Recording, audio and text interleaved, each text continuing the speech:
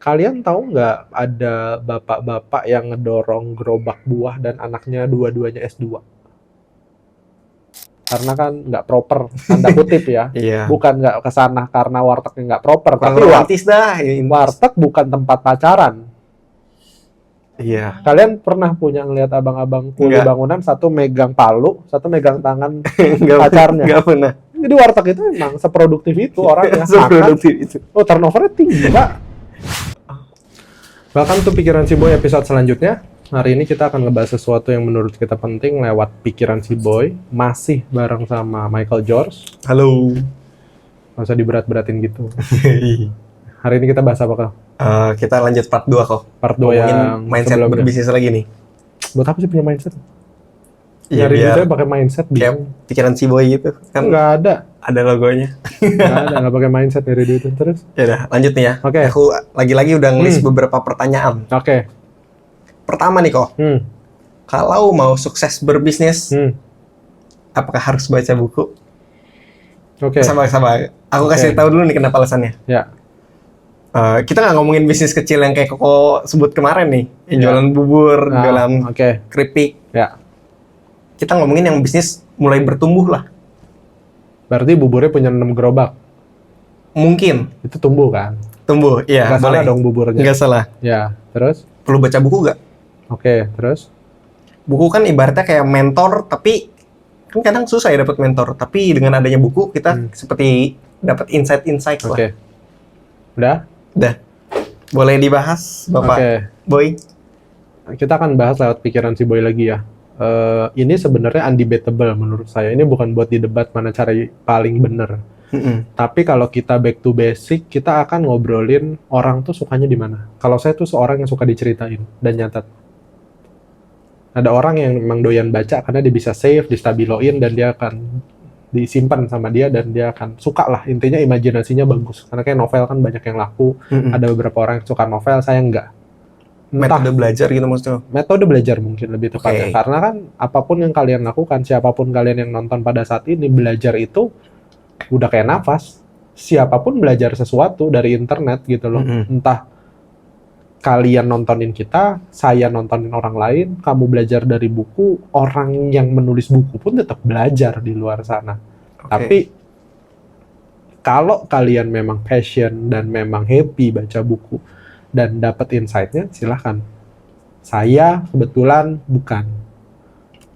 Saya lebih suka diceritain sama orang, saya catat biar saya bisa mendebat atau memvalidasi hal ini kenapa sih gitu loh. Divalidasi sama siapa? Sama orang yang ngomong, yang ngasih insight ke saya.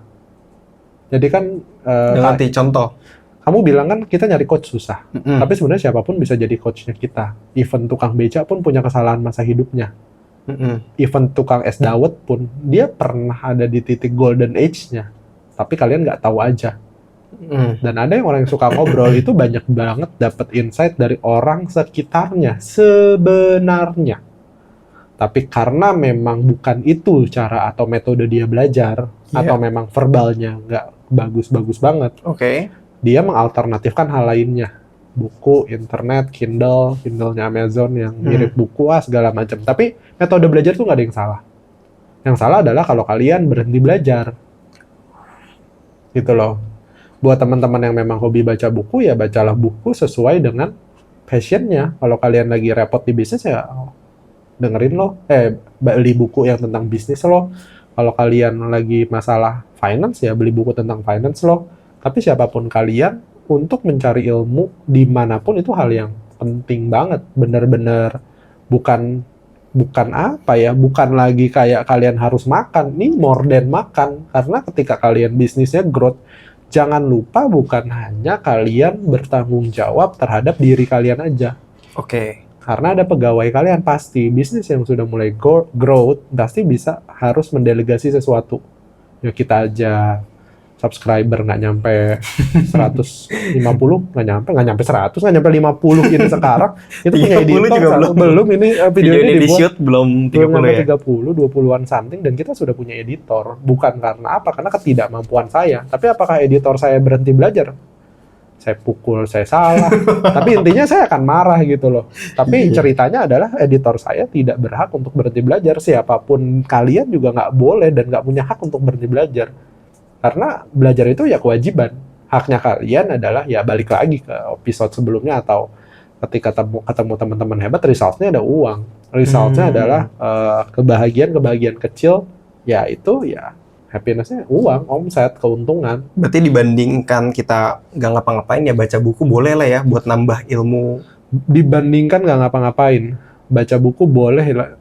Kalau kalian sukanya itu iya nggak apa-apa. Tapi kalau kalian nggak suka, saya suka baca tuh kalau pengetahuan unik saya suka. Pengetahuan 32 fakta tubuh contoh gitu. Bisa jadi. Atau pengetahuan yang menurut kita nyeleneh, misalnya 101 buntut apa? Mimpi. Oh, Enggak lagi. tapi dasarnya ya itu susah kalau orang suruh cerita hal nyeleneh itu. Saya merasa nggak dapat insight-nya, atau orang nggak mungkin nyeritain ke saya hal-hal yang menurut buku yang nyeleneh itu ya kayak fakta-fakta, kayak kamus yang tebal tapi isinya berbagai macam fakta yang kayak buat anak umur di bawah 12, tau gak sih? Iya. Ada Jadi planet kok baca apa, ya makanya. saya suka baca itunya. Tapi nggak bisa baca hal yang menurut saya teoritis, debatable, apa Robert Kiyosaki, saya nggak baca. Nggak baca kok. Nggak. Kenapa? Kalau boleh tahu. Nggak ada aksesnya pada saat itu. Saya nggak ngerti juga. Oh, Bukan sekarang kan nggak udah ada ngerti. akses nih. Udah ada akses. Tapi pada nggak saat baca itu. juga. Nggak. Karena kan saya diceritain juga sama kamu, sama orang. Robert Kiyosaki ada 4 Oh, iya gitu pilar. Ada yang satu bekerja dan berusaha, ada yang satu bekerja, tapi ada yang satu yang satu bla bla bla. Ya udah. Dari versinya saya ya sudah. Saya udah denger gitu loh. Tapi secara fundamental atau secara basic bisa dibilang bodoh karena saya nggak suka baca. Karena knowledge atau yang kita biasa take, ini ada skripnya nggak? Nggak ada. Ini kita nggak pernah pakai skrip. Be honest ya. Setiap video yang kita buat, kita nggak pernah pakai skrip. Kita nggak pernah pakai skrip. Saya. Kamu kan pakai. Saya Tanya aja pakai. Tanya. Oke. Tapi dasarnya adalah bukan saya menggilakan hal ini bagus. Enggak. Karena nggak mampu aja. Pengen banget kayak konten kreator lainnya ngobrolnya rapi, terstruktur, dari menit ke menit on time, nggak loncat-loncat. Tapi mohon maaf banget. Nggak bisa, Pak. Kita udah nyobain. Beda tipe kali mungkin kok. Iya, tapi kan ya itu mungkin sama kayak orang belajar dari apa. Tapi saya nggak bilang bahwa oke, gue kayaknya nggak bisa serapih teman-teman deh ngontennya. Udah deh, gue nggak ngonten aja. Kita udahannya ke, ya udah mul kita udahan apa, ya udah. Iya sih. Jadi pengangguran satu dong rakyat Indonesia. Oke, lanjut ke pertanyaan kedua nih kok ya. Oke. Kalau mau sukses, itu rekening pribadi atau bilangnya laporan keuangan pribadi kali ya, sama bisnis kita harus dipisah ya. Itu sabar kok, kalau udah menuju ke tahap serius. Nggak tahap serius pun sebenarnya harus ada. Makanya kan ada, kamu kan nggak serius-serius amat kerjanya sebelumnya. Tapi kan punya pencatatan keuangan pribadi kan. Ada. Ya udah, sebenarnya itu kan literasi finansial yang semua orang speak up. Kenapa? Karena kita ngeluarin uang tuh nggak sadar. Semakin mudah. Kalau dulu kan cash nggak bawa, kita nggak bisa belanja. Sekarang semua dalam genggaman. Even pinjol pun cuma tinggal foto pakai KTP keluar 5 juta, 3 juta. Tapi dikejarnya udah kayak apa tahu. Tapi dasarnya simplicity itu ya bumerangnya adalah kita nggak akan sadar keluarin duit berapa. Kamu ketika udah mulai nyatet ngerasa enak nggak? Enak. Tahu pengeluaran tuh apa, begedenya di mana. Ketika kita baca per bulan lebih gampang gitu loh. Tapi itu bukan sebuah hal yang wah keren banget pengeluaran dicatat. Harus nggak sih? Ya emang udah wayahnya. Emang udah harus dicatat lah. Iya. Emang udah harus dicatat. Sama kayak kamu, kok aku buang air sehari 2 kali loh. Iya, emang begitu gitu loh. Itu perlu dicatat nggak? Ya, bukan masalah orientasi buang airnya. Tapi yang kalian ngomong adalah, kok aku udah 5 hari nggak buang air. Nah, itu luar biasa. Oke, berarti perlu dicatat nih ya. Kalau untuk small business gitu.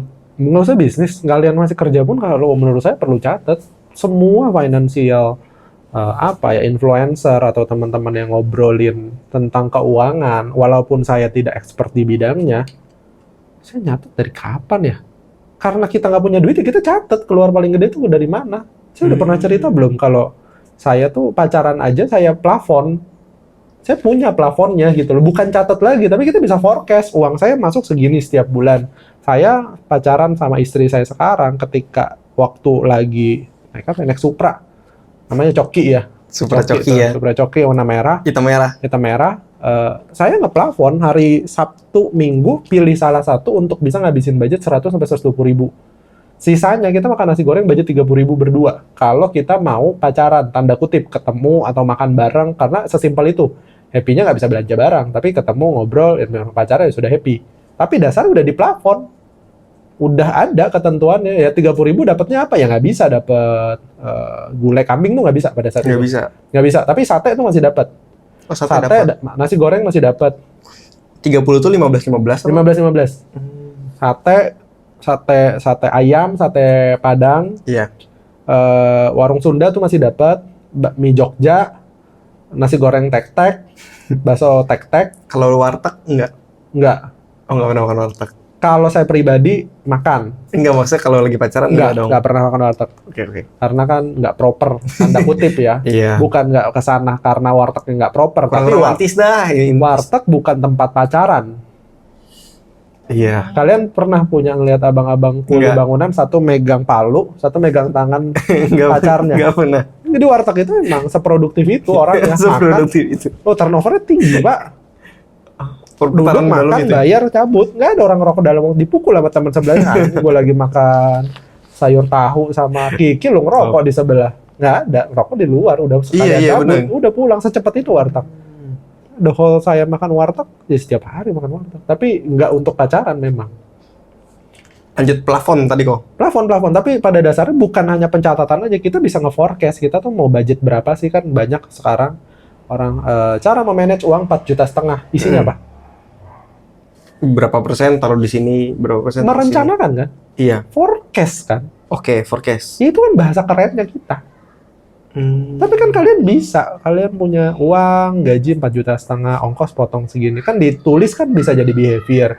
Yeah. Ternyata setelah kita potong paling minim 4,5 juta kita tuh ternyata masih sisa 2 juta. Ya berarti kita beresin nih, 2 juta, gue takut deh motor gue kenapa-napa per 3 bulan, gue sisihin 150. Gue sisin, masih ada sisa 1 juta misalnya. Itu kan kalian bisa memforecast apa yang kalian rencanain. Tapi bilangnya adalah how to manage your UMR gaji, wes. Cuma di bahasa Inggris doang. ST 2.000, IST 10.000 kan ya? Iya. Ya iya, tapi intinya penjelasan ini nggak ada di internet pun, it's okay. Dan saya juga nggak seharusnya bahas ini. Ini harusnya sudah awake mereka tuh. Tapi nggak semua sadar loh kok. Di antara satu kelas mungkin yang nyatat laporan keuangan pribadi siapa sih kok? Loh, karena orang tuanya kaya biasanya. Ah, nggak juga kali. Loh, kalau dia nggak nyatet, berarti kan dia punya unlimited money dong. Iya. Even pun uangnya kecil, bukan nyatet, dia mikir pun tahu ini duit buat apa cukupnya. Pencatatan tanda kutip ya, bukan ini ngomongin anak SD jajan berapa. Bukan, tapi orang yang sudah punya income, umumnya teman-teman yang gajinya UMR catatan jauh lebih rapi dibanding pengusaha yang masih punya uang. Orang pengusaha yang masih punya uang, masih punya equity, orang ambil duit makan bakso aja dari kas laci toko. Iya. Betul kan? Tapi kalau misalnya orang yang nggak punya uang, itu udah mepet banget. Dia udah tahu tuh budget, kayak istrinya harus belanja, nih berapa, kita harus makan dengan uang segini tuh seminggu. Wah, itu mereka udah lebih expert. Tapi tinggal kesempatan mereka untuk naikin levelnya, untuk naikin income-nya itu yang belum terorientasi di mereka, atau belum ketemu lah, dan mereka sedang mencari itu. Tapi catatan mereka bagus-bagus. Berarti kalau nggak nyatet mah masih ada daruratnya lah, masih banyak masih ya banyak. simpenan-simpenannya itu ya. Oke, kita lanjut ke pertanyaan berikutnya kok. Jadi skill awal apa sih nih yang harus dipunya di bisnis supaya kita bisnisnya bisa bertahan hidup minimal? Berarti bisnisnya sudah ada. Udah. Contoh tadi tukang bubur tuh 6 biji tuh ya, 6 cabang. Ini nggak tahu sih benar apa enggak, tapi kan orang bilang setiap 5 tahun 10 bisnis 9-nya tutup. Oke, gini. Ini rasanya gede banget, tapi obrolan ini menurut saya nggak penting juga. Oke, tapi topiknya seksi ya? Topiknya seksi, buat didengar orang mungkin seksi, buat orang bermimpi larut dalam obrolan, menggambarkan 1000 bubur, 1000 gerobak bubur, tapi gini. Kalian tahu nggak ada bapak-bapak yang ngedorong gerobak buah dan anaknya dua-duanya S2? Coba deh, buat yang kalian nonton ini, tanya tukang buah anaknya sekolahnya apa. Saya ketemu banyak banget orang hebat yang hanya sesimpel dia jualan satu hal, tukang batagor atau apa, bukan yang dia jalanin punya orang, ada bosnya ya. Dia jalan sendiri gerobaknya dia. Tukang nasi goreng tuh kebanyakan gerobak sendiri. Iya. Ya kan? Bukan satu bos tukang nasi goreng dilepas, bukan franchise-an. Tapi dimulai dari sana, kita sepakat nggak semua orang berkeinginan untuk menjadi besar sekali. Nggak. Ada titik cukupnya. Tapi di posisi apa, cuma kalian yang bisa jawab, nyamannya di mana. Tapi buat kalian yang merasa cukup, biasanya mereka sudah tutup kuping, tutup telinga dengan hal di luar sana. It's okay untuk tidak menjadi besar selama tidak menyusahkan orang lain. Nggak harus besar Nggak harus bisnis besar. itu. Harus besar. Contoh, apakah orang hidup harus baik? Ya nggak harus lah. Jadi sebenarnya dalam sebuah garis horizontal tuh ada apa sih? Plus, Minus. dan Nol. nol. Betul. Terus? Ya, berarti kan ketika orang, contoh, apakah saya tidak nyubit kamu atau tidak pukul kamu, saya berarti orang baik? Orang netral ya? Iya, saya orang netral. Tapi ketika apakah saya memperkerjakan kamu, saya menjadi orang baik? Iya, Jadi baik. jadi baik. Tapi ketika saya menipu kamu, saya menjadi Jadi buruk. minus. Ya iya, kalian mau jadi apa? Banyak orang yang sudah di titik nol, dia tidak melakukan penambahan equity, punya motivasi gila-gilaan. Suksesnya mereka banyak. Salah satunya kemarin yang kita baru ngobrol, suksesnya seorang Alit Jiwandana, golfer dan pemain PON, bagian dari Main Golf You secara founder, Iya. hanya nggak pengen kerja 9/5 atau 8/5. It's achievement buat mereka. It's achievement, bener-bener happy, ya udah. Masalah going big-nya biarin dia. Tapi apakah dia akan bilang Main Golf You akan punya 1.000 pegawai? Enggak. Bukan itu. Bukan itu. Tapi apakah ketika dia bukan itu, kita menghardik Mas Alit? Mas Alit mah nggak berpikir, nggak going big, nggak thinking big gitu. Enggak juga sih. Ya nggak juga, itu pilihan dia. Tapi apakah Main Golf You-nya tidak profitable? Profitable. Tapi ketika orang tidak berpikir menjadi besar, kalian bisa cerca gitu. Tolong gini. Enggak gitu juga. Dia tidak melakukan apa-apa. Maksudnya dia tidak menyakiti hati kalian. Tukang gebukin sarang tawon, Pak. Bikin konten. Tapi apakah si tukang gebukin sarang tawon, bener kata Mas Alit, itu passionnya dia? Enggak. Dia kerja demi keluarga dan anak-anaknya biar bisa hidup. Dia kerjain itu, dan dia mikir, kayaknya aku bisa ngumpulin buat beli GoPro atau alternatif lainnya kayak Brika dan lain sebagainya yang masih alternatif, dibeli, sambil ngegebukin sarang tawon di ketinggian 30 meter sambil di-record, kita nonton.